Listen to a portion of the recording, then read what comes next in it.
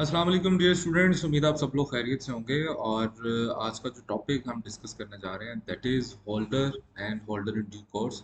ये बड़ा ही एक कंफ्यूजिंग एरिया है जिसमें स्टूडेंट्स बहुत ज़्यादा कंफ्यूज होते हैं।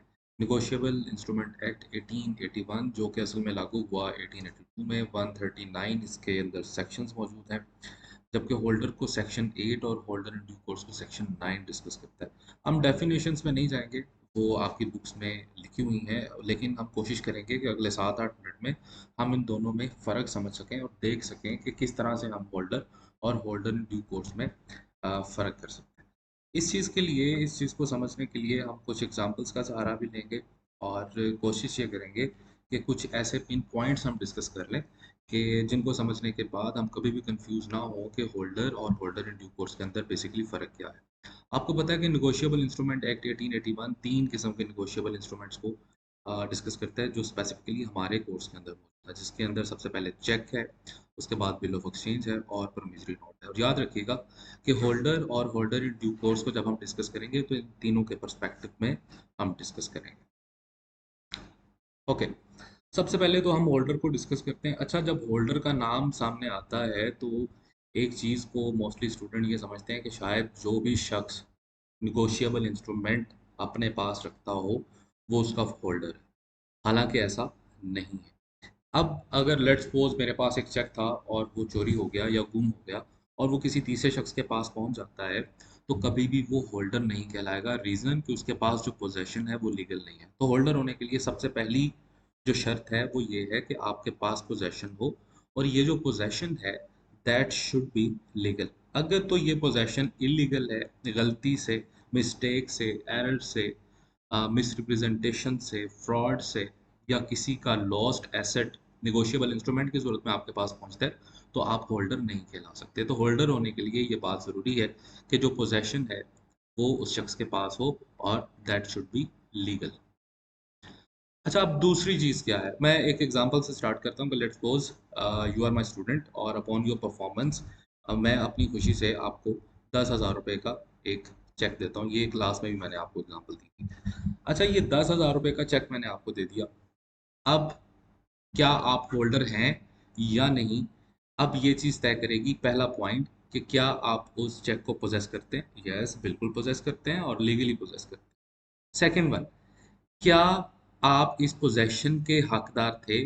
जी बिल्कुल थे, मैंने वो आपको दिया और अब आप उसके हकदार हैं। और तीसरा पॉइंट, क्या उस निगोशिएबल इंस्ट्रूमेंट के अगेंस्ट आप उस पे जितने पैसे लिखे हैं उन पैसों को हासिल करने का हक रखते हैं। जी बिल्कुल रखते हैं। तीसरी चीज, इस चेक को हासिल करने के पीछे क्या किसी किस्म की कंसिडरेशन आपने पे की, क्या किसी भी किस्म का कोई अपने एंड पे कोई आपने काम किया। नहीं, ये जस्ट लाइक एक गिफ्ट था। वो आपको टीचर की तरफ से भी मिल सकता है, इंस्टीट्यूट की तरफ से भी मिल सकता है, आपके पेरेंट्स की तरफ से या किसी भी किन्स की तरफ से मिल सकता है। तो यहाँ पे आप होल्डर कहलाएंगे जहाँ ये चार शराइत पूरी हों। कंसिडरेशन नहीं है, दैट इज अ गिफ्ट। दूसरी चीज, आपके पास जो पोजेशन था वो पोजेशन लीगल था। जी बिल्कुल लीगल था। और क्या आप इसे पोजेस करने के हकदार थे। जी बिल्कुल थे। रीजन ये आपको ही प्रोवाइड किया गया था और उस पर जितनी अमाउंट लिखी है उस अमाउंट को निकलवाने के भी आप हकदार हैं। लेकिन कंसिडरेशन मौजूद नहीं। You haven't perform any sort of work और सर्विसेज अगेंस्ट दिस चेक। अच्छा, अब यहाँ पे अगर कल को ये चेक बाउंस हो जाता है, ये 10,000 रुपये की अमाउंट का चेक, ये रबड़ चेक निकलता है और ये बाउंस हो जाता है, तो क्या आप मेरे खिलाफ केस कर सकेंगे। अगर करेंगे भी तो आप इसकी रिकवरी शायद ना हासिल कर सके, और हो सकता है कि कंसिडरेशन की मौजूदगी ना होने की सूरत में आपके इस क्लेम को रिजेक्ट कर दिया जाए। रीज़न कि यहाँ पे कोई कॉन्ट्रैक्ट नहीं है, ठीक है, और इसे सोशल एग्रीमेंट करार देके इस चीज़ को ख़त्म कर दिया। नेक्स्ट हम चलते हैं holder for consideration. Holder for consideration किस तरह से होल्डर से मुख्तलिफ है, ये चीज़ अभी हम देखेंगे। एक चीज़ जो इन दोनों में अलग है, जिसमें होल्डर फॉर कंसिडरेशन थोड़ा सा मुनफरिद है होल्डर से, वो क्या है वो भी हम डिस्कस करते हैं। सबसे पहली चीज़, होल्डर फॉर कंसिडरेशन में क्या होगा, वो कौन सा होल्डर फॉर कंसिडरेशन शख्स कहलाएगा। क्या वो पोजेशन अपने पास रखता होगा? जी बिल्कुल रखता होगा। क्या वो उस पोजेशन को अपने पास रखने का हक भी रखता है? जी बिल्कुल रखता है। ये बिल्कुल लीगली बेसिस ये चीज़ इस तक पहुंची हुई है। और तीसरी चीज़ कि उस नेगोशिएबल इंस्ट्रूमेंट के ऊपर जो लिखी हुई अमाउंट है, क्या वो उसे क्लेम करने का भी राइट रखता है? जी बिल्कुल रखता होगा। और आखिरी चीज़ जो इसे होल्डर से अलग करती है, that is consideration. There must be some sort of work और services that he has performed in his past. उसने कुछ ना कुछ किसी एग्रीमेंट या किसी कॉन्ट्रैक्ट के थ्रू कुछ ना कुछ ज़रूर पे किया है। कोई ना कोई कंसिडरेशन इस एग्रीमेंट में ज़रूर थी जिसकी वजह से ये चेक, ये बिल ऑफ एक्सचेंज या प्रोमिसरी नोट इस शख्स को मिला है। तो इस तरह का होल्डर जिसके पास निगोशिएबल इंस्ट्रूमेंट हो, लीगली हो, वो उसे लीगली पोजेस करने का राइट रखता हो और उस पर लिखी हुई अमाउंट को क्लेम करने का राइट रखता हो, और उसे ये चेक, निगोशिएबल इंस्ट्रूमेंट मिलने की रीज़न कोई ना कोई कंसिडरेशन हो, तो उसे हम बोलेंगे होल्डर फॉर कंसिडरेशन। इसकी एग्जांपल आप ले सकते हैं कि let's suppose there is mister A. ठीक है, मिस्टर ए ने मिस्टर बी को एक चेक दिया और उस चेक की अमाउंट है 15,000। लेकिन ये चेक क्यों दिया जा रहा है? ये कोई गिफ्ट नहीं है, ये किसी भी किस्म का कोई ग्रेटिशियस वर्क करने के अगेंस्ट उसे पे नहीं किया जा रहा, बल्कि मिस्टर बी ने कोई ना कोई गुड्स जो सी थी वो सेल की थी पास्ट में ए को, जिसकी वजह से इसे 15,000 रुपया पे किया जा रहा है। तो अब ये 15,000 रुपये का जो चेक बी के पास मौजूद है, this is due to some consideration. तो अब बी होल्डर कहलाएगा, लेकिन सिंपल होल्डर नहीं कहलाएगा, बल्कि होल्डर फॉर कंसिडरेशन कहलाएगा। ओके, तीसरी और आखिरी चीज़ जो थोड़ा सा जिसमें स्टूडेंट्स कंफ्यूज भी होते हैं कि होल्डर इन ड्यू कोर्स किसे कहा जाएगा। अच्छा, अब इन्हीं पैरामीटर्स को देखते हुए हम आगे चलेंगे कि होल्डर इन ड्यू कोर्स में, होल्डर में और होल्डर फॉर कंसिडरेशन में बेसिकली फ़र्क है क्या। सबसे पहला point, holder in due course holder for consideration और होल्डर की तरह पोजेशन रखता है। जी, ये बिल्कुल पोजेशन रखता होगा।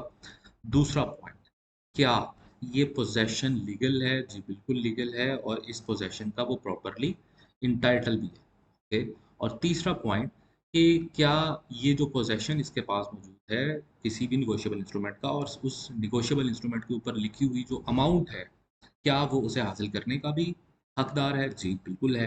क्या किसी भी किस्म की कोई कंसिडरेशन पे की गई है? जी बिल्कुल कंसिडरेशन पे की गई।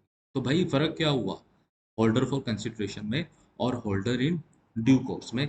तो जहां पे ये अलग होता है होल्डर और होल्डर फॉर कंसिडरेशन से, तो वो ये पॉइंट्स हैं। नंबर वन, कि गुड फेथ में वो निगोशिएबल इंस्ट्रूमेंट हासिल किया गया है और उसे हासिल करते वक्त किसी भी किस्म की कोई गफलत नहीं बरती गई, किसी भी किस्म की नेग्लिजेंस जो सी है वो देखने में नहीं आई। अच्छा, अब इस चीज़ को एलेबोरेट करने के लिए हम एक एग्जाम्पल का सहारा लेंगे ताकि हम होल्डर फॉर ड्यू कोर्स को समझ सकें। अच्छा, let's suppose we do have 4 parties. जो हमारे पास सबसे पहली पार्टी है वो है पार्टी ए। ए ने बेसिकली एक निगोशिएबल इंस्ट्रूमेंट ड्रा किया, और ड्रा करने के बाद उसने बी को वो निगोशिएबल इंस्ट्रूमेंट इशू कर दिया। बी ने कोई सर्विसेज प्रोवाइड की थी पास्ट में, तो बी बन गया holder. Okay, holder for consideration था, इसने यही निगोशिएबल इंस्ट्रूमेंट इंडोर्स कर दिया मिस्टर सी को। अच्छा, अब बी और सी के दरमियान जो रिलेशनशिप है वो थोड़ा सा मशकूक है। बी ने सी के साथ किसी भी किस्म का फ्रॉड कंडक्ट किया है, मिस रिप्रेजेंटेशन की है। सी इस बात को जानता है या नहीं जानता, ये फर्दर अपने उस निगोशिएबल इंस्ट्रूमेंट को ट्रांसफर कर देता है डी तक। लेकिन डी गुड फेथ में, अच्छी नीयत के साथ ये इंफॉर्मेशन वो नहीं रखता कि बी और सी के दरमियान किस किस्म का रिलेशनशिप पाया जाता है।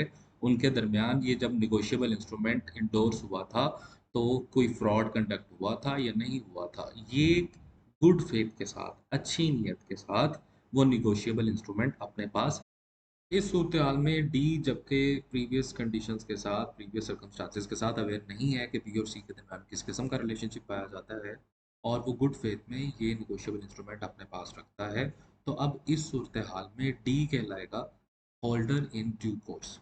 होल्डर इन ड्यू कोर्स को सबसे ज़्यादा प्रिविलेजेस हासिल हैं, इसे सबसे ज़्यादा बेनिफिट्स हासिल हैं, इसे सबसे ज़्यादा प्रोटेक्शन हासिल होती है लॉ की तरफ से। अगर किसी भी किस्म का इशू कल आएगा, अगर डिसऑनर होगा, तो सबसे ज़्यादा अगर किसी के राइट का ख्याल रखा जाएगा तो वो डी ही होगा।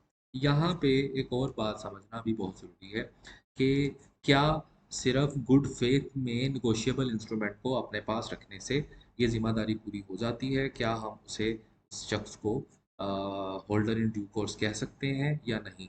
हाँ, एक और कंडीशन भी हमारे पास मौजूद है कि जब ये निगोशिएबल इंस्ट्रूमेंट वो रिसीव कर रहा हो, हाँ गुड फेथ के साथ उसने रिसीव किया, लेकिन यहाँ पे किसी भी किस्म की नेग्लिजेंस इससे ना हुई हो। अगर किसी भी किस्म की नेग्लिजेंस से ये होल्डर इन ड्यू कोर्स किसी भी निगोशिएबल इंस्ट्रूमेंट को ऑब्टेन करता है, तो कल को इसको हासिल होने वाली सारी की सारी जो प्रिविलेजेस हैं वो ख़त्म हो जाएंगी, इसे कोई बेनिफिट हासिल नहीं रहेगा और ये होल्डर इन ड्यू कोर्स भी नहीं कहलाएगा। और वो तमाम बेनिफिट्स और राइट्स जिनकी हम बात कर रहे हैं, जो लॉ प्रोवाइड करता है होल्डर इन ड्यू कोर्स को, ये उन तमाम चीज़ों को एंजॉय नहीं कर सकेगा। इस चीज़ को समझने के लिए हम एक और एग्जांपल इसी में ऐड करते हैं कि किस तरह से holder in due course negligence की वजह से अपने तमाम राइट्स को खो सकते हैं। अब फॉर एग्जांपल, जिस वक्त ए ने बी को ये डॉक्यूमेंट दिया, कोई भी निगोशिएबल इंस्ट्रूमेंट दिया, तो उस निगोशिएबल इंस्ट्रूमेंट के अंदर हम एक चीज़ को एज्यूम कर लेते हैं कि ये जो चीज़ दी जा रही है, ये एक बिल ऑफ एक्सचेंज है।